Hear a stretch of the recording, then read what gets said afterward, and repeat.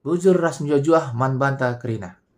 Menjuah-juah, salam suku Karau. Jadi kembali kita lanjutkan tentang pembahasan kenapa suku Karau bukan Batak melalui pembahasan sejarah. Fakta sejarah, fakta linguistik, fakta DNA, dan juga mitologi Karau. Jadi yang pertama, kalau kawan-kawan mau meluangkan waktu, Batak itu sendiri bukanlah kata yang ada atau yang muncul atau diciptakan oleh orang Batak itu sendiri atau oleh orang yang merasa Batak itu sendiri. Atau bukan diciptakan oleh orang Toba, bukan diciptakan oleh orang Pakpak, Mandailing, Dairi, Simalungun, atau Karo itu sendiri. Yang dimana orang-orang atau suku-suku ini yang disangkakan adalah orang Batak. Jadi kata Batak itu bukan muncul dari orang yang dibilang Batak itu sendiri. Berdasarkan penelitian yang dilakukan oleh sejarawan Unimed, istilah Batak itu diciptakan oleh musafir Eropa, misionaris Jerman, Belanda, dan pemerintah kolonial Belanda. Jadi istilah ini dimunculkan atau dilabelkan oleh orang Eropa itu sendiri kepada orang-orang yang disangkakan Batak sekarang atau disebut orang Toba, orang Pakpak, orang Mandailing, dan orang Karo atau Simalungun. Jadi kata Batak bukan dari orang itu sendiri. Jadi kata Batak ini kalau bisa juga disebut berasal dari ada juga yang menyebutkan kata Bata yang dipergunakan oleh orang Aceh dan oleh orang Melayu untuk menamai orang-orang yang tinggal di dataran tinggi yang pada saat itu masih barbar, terbelakang, dan belum memiliki agama. Jadi kalau di Kamus Bahasa Indonesia juga disebutkan artinya perompak. Jadi intinya istilah Batak ini dipergunakan oleh orang-orang Eropa untuk menamai sekelompok masyarakat yang masih terbelakang dan belum beragama. Itulah istilah Batak dipergunakan. Jadi kalimat Batak ini juga ada dipergunakan juga itu di tempat-tempat lain. Jadi itu dipergunakan juga di Filipina, di Malaysia, dan dipergunakan juga untuk menyebut orang-orang yang tinggal di penduduk pedalaman. Jadi artinya adalah label yang negatif. Nah, jadi bagi kawan-kawan yang ingin mencari buktinya di mana atau bukti penelitian itu, Anda bisa membaca kata Batak berdasarkan penelitian dari sejarawan Universitas Negeri Medan, Iswan Azari. Jadi kata Batak bukan dari orang Indonesia, bukan dari orang yang merasa Batak itu sendiri, tetapi adalah merupakan label yang digunakan untuk masyarakat yang masih terbelakang dan belum beragama, yang digunakan juga untuk orang-orang Filipina, Malaysia, dan penduduk-penduduk yang ada di pedalaman. Cuma sekarang pada saat ini kata Batak itu tidak ada lagi dipergunakan di Malaysia, tidak ada lagi dipergunakan di Filipina, dan hanya ternyata dipergunakan di Sumatera Utara untuk menamai sejumlah suku dengan sebutan Batak. Jadi Batak yang pada awalnya adalah sebutan oleh orang-orang luar untuk menyebutkan sejumlah masyarakat yang terbelakang, yang masih belum beragama, ternyata dilanjutkan oleh masyarakat Indonesia, terutama orang Toba, yang merasa sangat bangga dengan sebutan Batak. Tetapi intinya kata Batak itu bukan dari orang Nusantara itu sendiri. Jadi itu satu.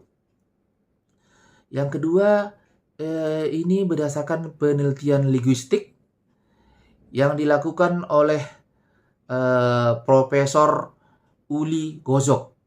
Nah, jadi bagi kawan-kawan yang ingin melihat rekamannya bisa langsung nengok di YouTube itu Karo bukan Batak berdasarkan Profesor Uli Gozok yang melakukan wawancara dengan Bincang Lai Kirman. Jadi Profesor Uli Gozok ini adalah profesor dalam ahli bahasa.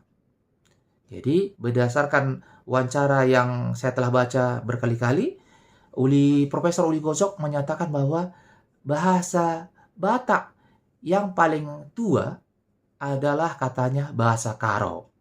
Jadi bahasa Karo itulah katanya bahasa Batak yang paling tua. Sedangkan bahasa Toba, bahasa Mandailing, bahasa Dairi dan Simalungun dan lain-lainnya itu katanya adalah bahasa-bahasa yang berkembang, yang berubah di kemudian hari menjadi saat ini, sehingga jauh berbeda dengan bahasa Karo yang dipergunakan sekarang ini. Jadi Uli Gosok menyatakan adalah bahasa Batak yang paling asli adalah bahasa Karo yang dipergunakan oleh suku Karo itu sendiri. Jadi Uli Gosok menyatakan bahwa bahasa suku Karo ini dari ribuan tahun yang lewat katanya tidak ada mengalami perubahan. Sedangkan bahasa Toba dan bahasa Pakpak dan bahasa Mandailing itu aslinya katanya zaman dulu orang-orang ini bahasanya seperti bahasa Karo zaman sekarang. Cuma ternyata dalam perkembangan waktu ke depannya orang Toba dan lain-lainnya mengalami perubahan bahasa seperti bahasa Toba sekarang. Itulah kata Uli Gosok. Jadi Profesor Uli Gosok menyatakan bahwa bahasa Batak yang paling asli dan yang paling tua adalah bahasa suku Karo. Logikanya, jika suku-suku yang lain mengalami perubahan bahasa, seperti saat ini, bahasa Mandailing, bahasa Pakpak, bahasa Simalungun, bahasa Toba, di mana Toba, Mandailing, Simalungun itu kalau satu sama lain berbicara masih saling mengerti. Sedangkan kalau bahasa Toba, orang Toba, orang Batak, orang Toba, orang Simalungun, orang Dairi, orang Mandailing, kalau dijumpakan dengan orang Pakpak dan orang Karo, saya rasa tidak saling mengerti. Seperti itu juga dalam penelitian Uli Gosok. Jadi rumpun bahasa Karo itu lebih dekat ke Pakpak. Jadi orang Pakpak dan orang Karo besar kemungkinan pasti saling mengerti. Sedangkan ketika orang Karo dan orang Pakpak diperjumpakan dengan orang Toba, orang Mandailing dan orang Simalungun, besar kemungkinan tidak saling mengerti. Itu pasti tidak saling mengerti. Jadi Karo dan Pakpak itu masuk satu golongan karena sebenarnya ada kepercayaan yang menyatakan bahwa orang Pakpak memiliki asal-usul dari orang Karo atau orang ini berkerabat. Jadi cuma penelitiannya ini masih penelitian mitologi, masih mitos. Jadi tidak bisa dibuktikan secara ilmiah. Jadi Profesor Uli Gosok menyatakan bahasa Karo adalah bahasa yang paling asli dan yang paling tua dari bahasa Batak. Dari situ kalau analoginya, kalau bahasa Karo adalah bahasa yang paling tua, berarti suku Karo lebih tua daripada orang Toba, orang Pakpak, orang Simalungun, orang Mandailing, dan orang Dairi. Nah, berarti secara logikanya, analoginya, orang Karo tidak mungkin berasal dari orang Toba atau berasal dari Raja Toba. Nah, itu bisa Anda lihat di video YouTube Profesor Uli Gosok. Sedangkan kalau dari penelitian DNA, itu kita bisa melihat hasil penelitian dari Profesor Herawati melalui yang datang dari lembaga penelitian Eijkman yang merupakan lembaga yang telah menerima penghargaan Nobel. Jadi berdasarkan penelitian Profesor Herawati, Anda bisa ketik nanti di YouTube tentang nanti judulnya itu Kuliah Umum Profesor Herawati tentang DNA Master Ontara. Dalam penelitian itu disebutkan bahwa suku Karo memiliki 4 struktur DNA atau beberapa DNA. Yang jelas dalam DNA itu disebutkan suku Karo memiliki DNA Dravida atau DNA India. Kenapa penemuan tentang DNA Karo yang memiliki DNA India atau DNA Dravida itu penting? Karena seperti kawan-kawan ketahui, dari awal saya sudah sebutkan bahwa Karo memiliki mitologi Karo sendiri. Jadi kalau orang Batak menyatakan mitologi atau asal-usulnya dari langit, turun ke bumi, turun di Pucuk Buhit. Dari Pucuk Buhit itulah Raja Toba memiliki keturunan dan menyebar ke seluruh Sumatera Utara menjadi orang Pak-Pak, orang Karo, orang Dairi, orang Mandailing, orang Simalungun. Dari langit turun ke bumi di Pucuk Buhit. Sedangkan orang Karo memiliki mitologi bahwa suku Karo itu berasal dari India. Yang lengkapnya Anda bisa beli kalau Anda mau, atau Anda bisa ketik di YouTube atau di Google. Mitologi Karo melalui buku Pijer Podi yang diintisarikan atau dikumpulkan menjadi sebuah buku oleh Sempa Stepu. Nah, jadi kebetulan buku yang ada sama saya itu dulu saya baca masuk zaman SMA dan sempat saya fotokopikan. Itu tahun 95 cetakan kedua.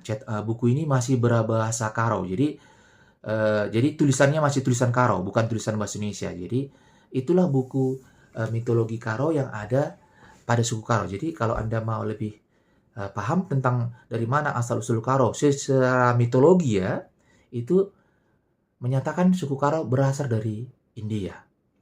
Ternyata mitologi Karo ini dibuktikan oleh penelitian Profesor Herawati yang menyatakan suku Karo memiliki DNA Dravida atau DNA India. Nanti Anda bisa lihat juga. Dan yang kedua, yang selanjutnya, kalau Anda mau lihat lagi, Anda bisa ketik di YouTube atau di YouTube atau di Google. Ada seorang peneliti DNA, pemerhati DNA lah ya, pemerhati DNA, bernama Edward Manungkalit, seorang Toba yang menolak disebut Batak Toba.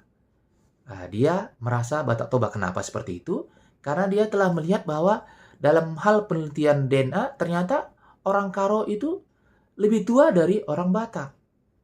Orang Karo itu sudah jauh lebih tua dan juga memiliki susunan DNA India. Nanti bisa juga Anda baca di situ, nanti disebutkan di situ kalau suku Karo itu sudah berumur ribuan tahun dan mengalami percampuran dengan orang India itu sekitar 2000 tahun yang lalu.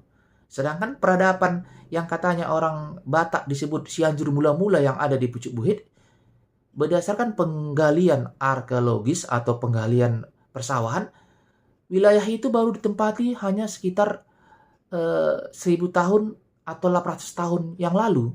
Begitu juga dengan Tarombo Batak. Kalau Anda lihat Tarombo Batak dengan kaitan nomor-nomor atau jumlah marga yang ada atau jumlah generasi yang ada, Tarombo Batak itu masih berumur sekitar 600 tahun atau paling lama 800 tahun. Jadi baru itulah umur Tarombo Batak dan juga baru itulah umur peradaban orang Toba berdasarkan pengelolaan atau berdasarkan bukti-bukti keberadaan atau bukti-bukti bahwa manusia sudah ada di situ. Jadi dari bukti-bukti arkeologi, bukti-bukti persawahan, peradaban manusia di Pucuk Buhit, Cianjur mula-mula itu baru berumur sekitar paling lama 800 tahun. Jadi kurang lebih ada toleransi 200 tahun, jadi sekitar 800 tahun yang lalu atau 1000 tahun yang lalu. Itulah paling lama. Jadi itu pun Anda bisa baca juga nanti ada juga wawancaranya di YouTube. Kenapa Edward Manungkalit menyatakan bahwa suku Karo itu bukan Batak dan tidak ada Batak, yang ada hanya Toba, Karo, Mandailing dan segala macamnya. Dan juga dia saat itu menyatakan bahwa pada masyarakat Mandailing yang berada di pesisir pantai, jauh sebelum Masehi atau ribuan tahun yang lalu atau sekitar 3000 tahun yang lalu, orang itu sudah orang-orang yang tinggal berada di pesisir pantai atau kita sebut sekarang masyarakat Mandailing itu sudah melakukan, atau wilayah baru sudah melakukan perdagangan dengan orang-orang Mesir dalam hal penyediaan atau penjualan kapur barus, di mana kapur barus ini bergunakan untuk pengawetan atau bahan utama yang diperlukan untuk proses pembuatan mumi untuk raja-raja, kaisar, Firaun atau bangsawan dari orang Mesir.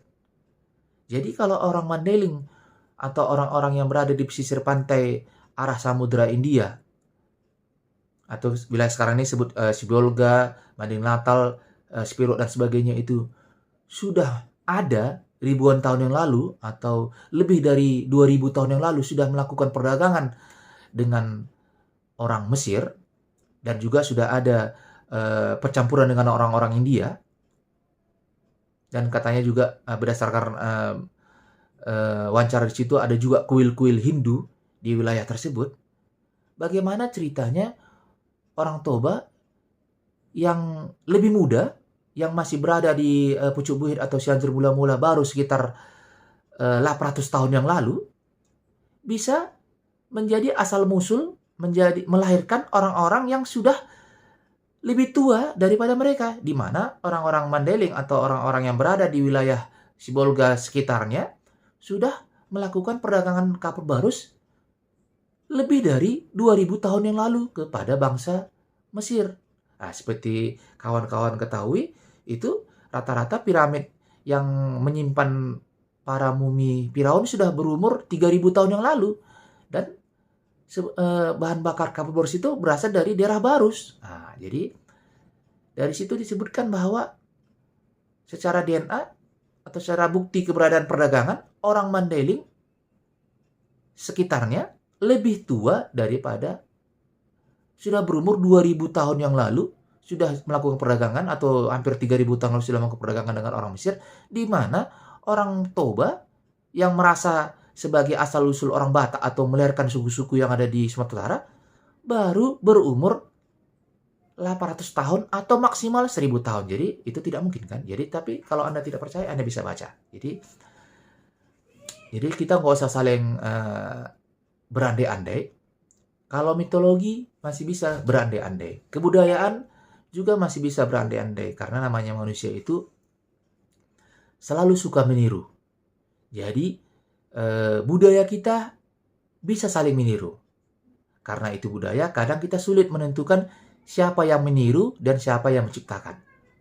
Nah, itu nanti bisa jadi ribut karena tidak ada bukti ilmiahnya, tidak ada bukti tertulisnya bahwa si Anu yang menciptakan budaya ini dan ternyata si Polan yang meniru budaya ini. Ya, jadi namanya budaya itu, manusia selalu berkembang dengan menciptakan sebuah budaya, dengan menciplak sebuah budaya dari orang lain, atau dengan meniru sebuah budaya orang lain, atau melihat budaya orang lain dan mengubahnya sedikit sesuai kepentingan mereka. Jadi kebudayaan itu kita sulit menyatakan siapa yang duluan, atau siapa yang lebih asli, atau siapa yang original.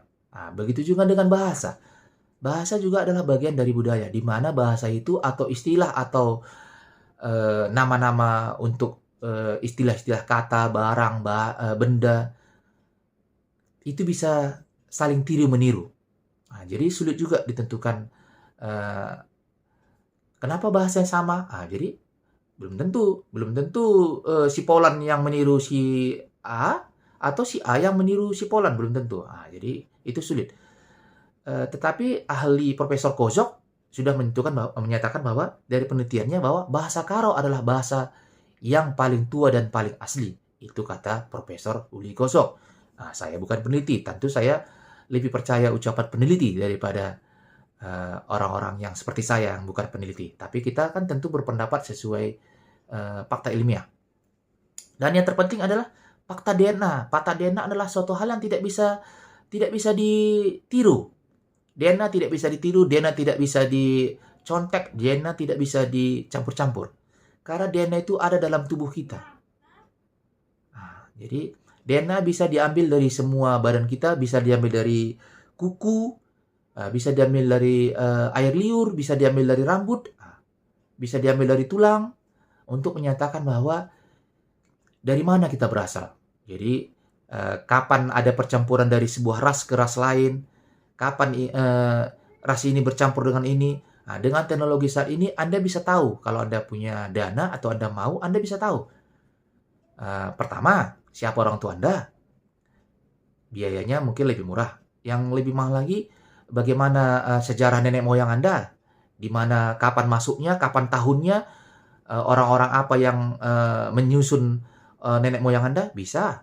Mengetahui penyakit yang Anda mungkin punya? Bisa. Jadi tergantung seberapa banyak dana yang Anda keluarkan, Anda bisa mengetahui dari sebuah DNA.